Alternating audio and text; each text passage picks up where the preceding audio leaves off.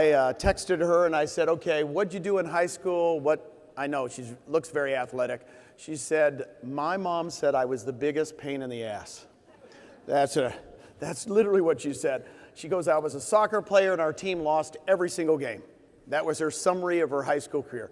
But at 16 years old, she had the biggest thing come into her life, and that's her husband, Kevin. Yeah, where's Kevin? 16 years old. He's the only one clapping. But then I asked her, I said, here she was, very successful agent, and this is going to happen to all of you. Now we're asking you, you're good at working with buyers, you're good at working with sellers. She's an unbelievable agent, but how do I attract agents? And she said, the first time I went to trying to recruit agents, what happened to me is I thought all I saw in their eyes was the look of, you're trying to recruit me. Does that happen to some of you guys? Right? Is that maybe in the back of your head? Because again, you've never been asked to attract agents to your company. She goes, that was my biggest fear. And she says, then I got over it. I got over it. Because she went, I looked at Veronica Figueroa, and she's shorter than me. If Veronica Figueroa can do it, I can do it. So from Raleigh, North Carolina, let's give it up for Tina Caul!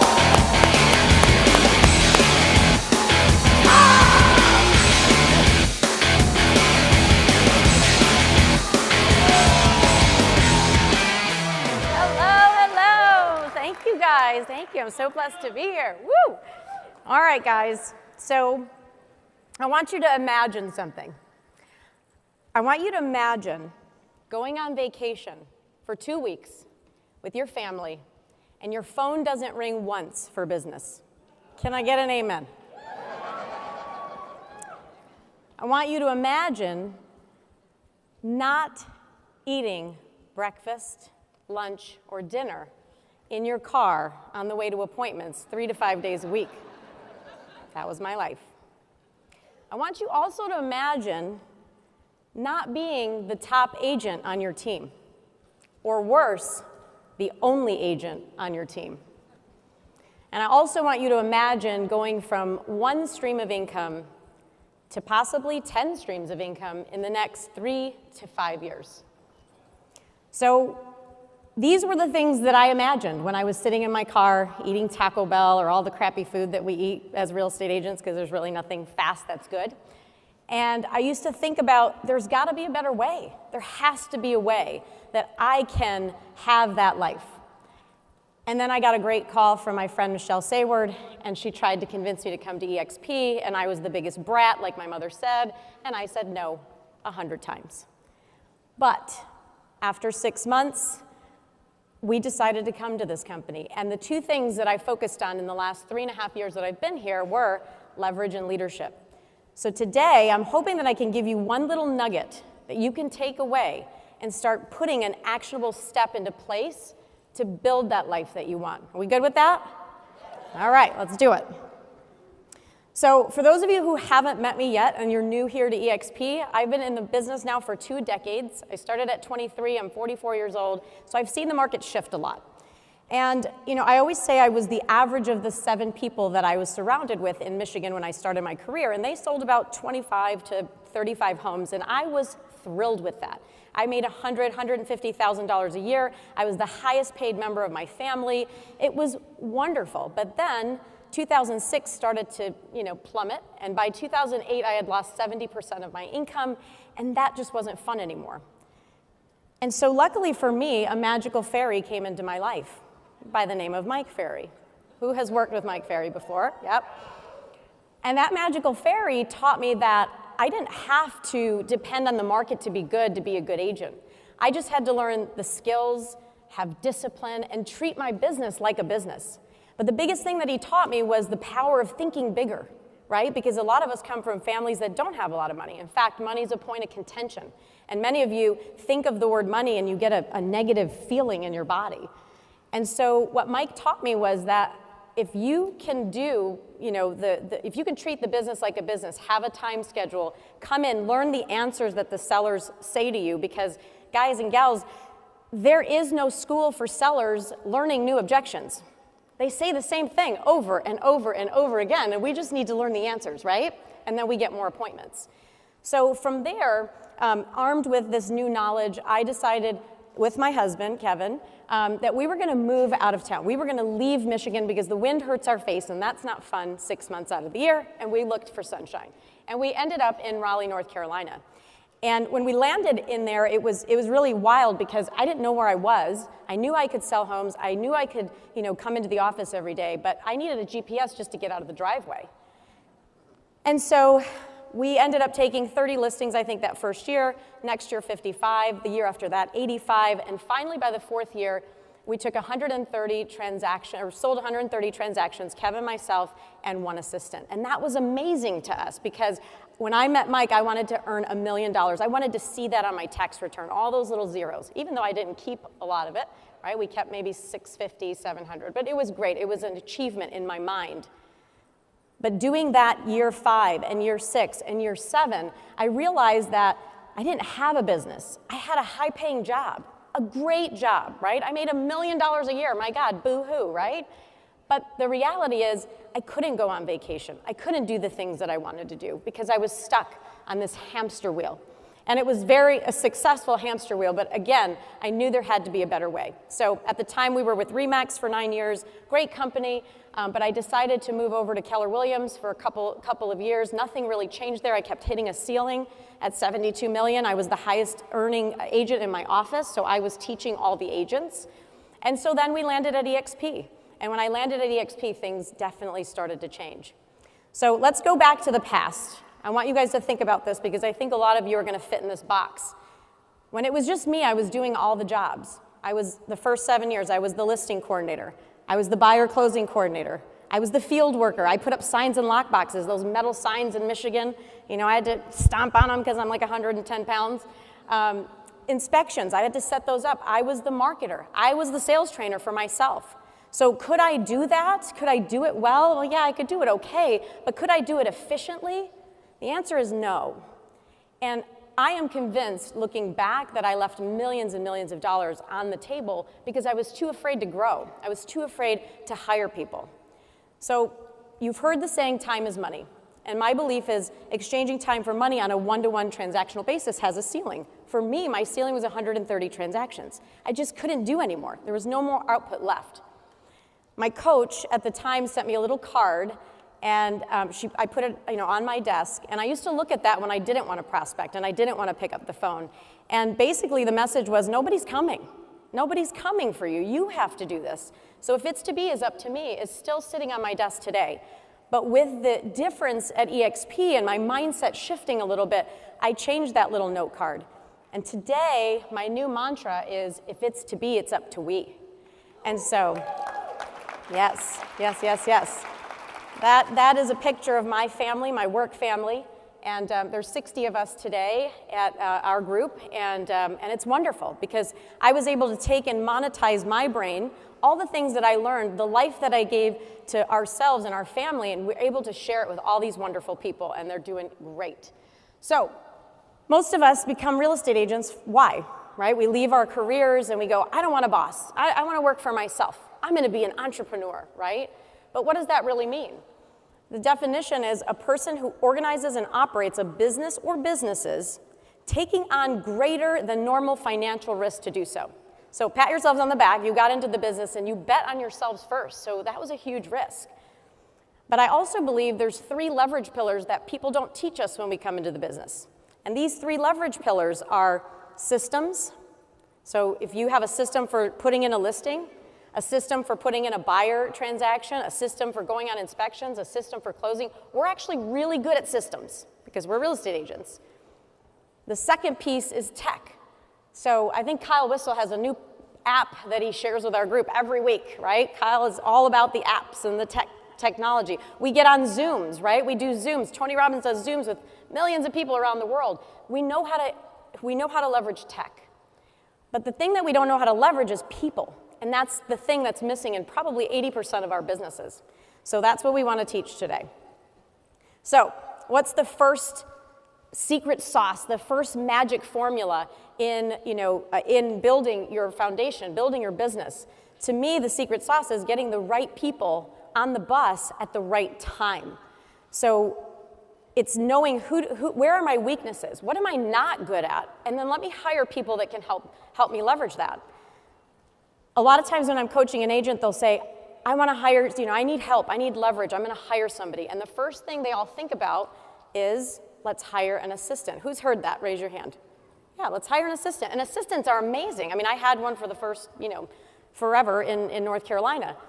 But to me, if you're a producer and you're doing 20, 30, 40 transactions, let's say you do 50 transactions a year, an assistant's going to cost you about $50,000, a good one anyway. But if you hire a transaction coordinator for $400 or $500 a deal, you're going to spend about $19,000 or $20,000 on that transaction coordinator, right? So, and that's not a salaried employee that's looking at you saying, hey, Bob, did we sell a house today? I remember my assistant would come into the room and go, the board's looking empty. She wanted to get paid, right? So I was like, oh, God, I got to make some calls. I got to pay Kelly. So for me, the first person, if I go back and rewind my career, the first person that I would hire is not an assistant. The first person I would hire is a growth partner. And when I say a growth partner, it's the ISA. I know a lot of you have heard that word. It's thrown around loosely, an inside sales associate. Now, I want you guys to be honest, because I know a lot of you in this room, so don't lie. Who has the tenacity to get into their office every single day and prospect for 2 hours to 3 hours a day, every single day, Monday through Friday? Raise your hand if you do that. There's literally like 5 of you. And I know that's true, because the worst thing that a real estate agent wants to do is pick up the phone and get rejected every day. We're in a relationship building business. We love people. We collect them, right? And so nobody wants to get rejected. So if you're not the growth partner and you're not the ISA, because you suck at it, because obviously you all just did, to be honest, who's growing the business, right? So if you hire that person, which is about $2,000 a month, 5% override on all the deals that they make, do you think that when you are done prospecting, if you actually do prospect, that person calling your database, that person calling your leads, right? Because we're supposed to call our leads 7 times, text them, do war dialing, which we don't do either, right, if we're being honest. Do you think your business would grow if you had a growth partner on your side? Yeah, so that's what I would have done differently. So eventually what will happen is you're going to see that growth partner is going to make you more appointments. And they're going to be like, hey, Bob, I made you 3 appointments this week. Did you go take the listing? And Bob's like, oh, my God, I have too much business. I can't handle these appointments. And that's the trigger that you know, oh, my God, I have a real business. I have opportunity. I can hire agents now. I can bring them into my fold, and I could say, hey, I have appointments. You don't even have to prospect on my team. I mean, you do, but let's just say you take that pain point away, right? Because you're offering a service. If you're building a business and I'm bringing in a partner and we're saying 50-50, we're going to split this. I built this machine. You're just going to come in and service the customers, and I'm going to give you half of the deal. We have people signing up for that all day. Most people don't want to build a huge empire business. So that is where it's time to build on that growth partner, because now you can finally have something to offer. So that's my amazing partner, Mackenzie. So Tini, wherever you are in this room, she helps me run our team, right? And so we have now 60 agents. We're going to do 1,000 transactions this year. But my biggest thing that I hear when I'm talking to an agent, I want to grow a team, I'm exhausted. Okay, so you're exhausted in running this business over here, 30, 40, 50 transactions or more. And now you're going to go hire a bunch of people and try to build a team. I mean, think about that. Would you go open a coffee shop right now with the time that you have, manage it, order the coffee, manage the people, do the marketing? You'd all go, I don't have time to open a new business. But that's what opening a team is. You're opening a new business. And so a lot of leaders fail that I've seen because we're part-time leaders. So I was at least smart enough to know that I would suck as being a leader, and I would stink at saying, did you make your calls? Because I'm self-motivated. So if an agent's not making their calls, I'm like, do your job, just make your calls. Most of us team leaders are terrible. We're terrible leaders for other people. And we have to notice that. Mackenzie is an amazing leader. She's patient, she's kind, she's a saint, and she can motivate people in a different way than me, right? So we're a good match. So don't be a part-time leader if you're thinking about joining a team. Use some of the money that you have coming in and buy back some of that time, right? So I thought this slide was gone, but it's here. All right, so today we're 62 agents. We have 1,000 transactions, but thinking about leverage, we also grew our eXp team, right? That's a lot of people on a team that we're managing, and these people have grown to over 1,000 now in the network, which we're so, so proud of. Yes, yes. All right, so the message is we work hard, right? I think real estate agents are the hardest working agents. We don't know how to turn it off. We're great at customer service. We're always on. We function at a high stress level, and that's not good, but we're just good at our job. We work hard, but the key is for you guys to buy back some of the time.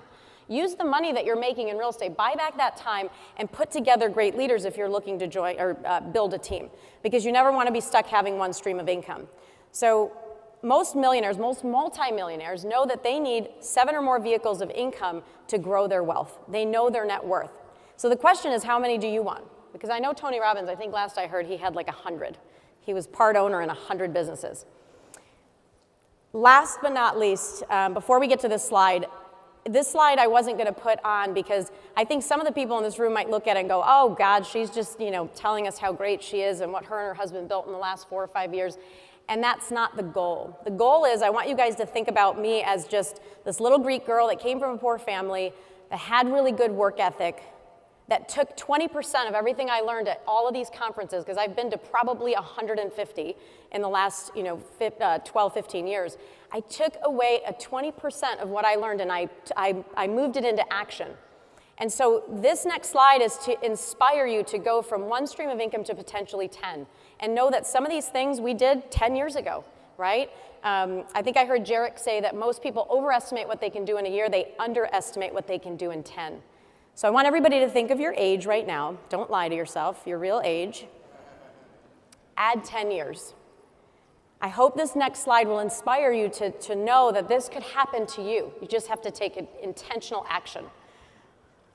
So we went from 2 streams, which really was 1 stream, so that's a lie, to 10 streams of income. So last year our team had 24 agents on it. We sold 514 transactions. We net $1.2 million take home for our team, and I didn't sell one of those houses. So that's a real business, guys, right? Thank you.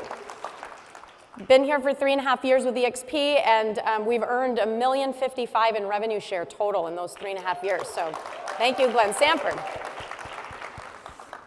Our stock guide 10 years ago said, just take 10, 15% of your income. You're not even going to know that it's gone. Just stick it in these little accounts, right? These American funds or whatever. I know nothing about stock, but I do know that it grew on an 8% yearly average. Of course, it's down right now, but we're not looking at it. This is a long-term play. So start scraping away and paying yourselves first. This really matters. There's over 700,000 in there.